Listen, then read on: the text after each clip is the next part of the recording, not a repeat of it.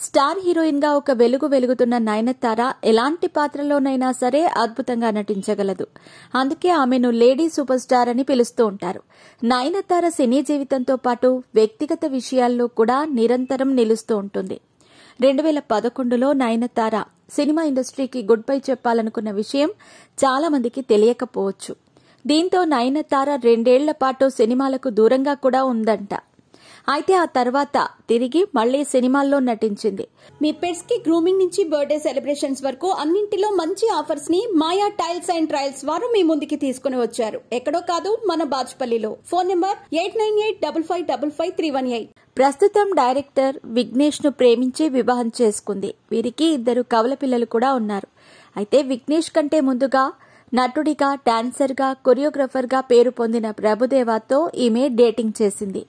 నయనతార ప్రభుదేవ కోసం తన నటనా జీవితాన్ని కూడా విడిచిపెట్టాలని నిర్ణయించుకుందట. ఇటీవలే ఒక ఇంటర్నేషనల్ మీడియాకిచ్చిన ఇంటర్వ్యూలో నయనతార తన జీవితంలో జరిగిన విషయాలను పంచుకుంది. తన జీవితంలో ప్రేమ కావాలి అంటే తాను కొన్ని త్యాగాలు చేయవలసి ఉంటుందని తాను భావించే దశలో ఉండేదాన్ని.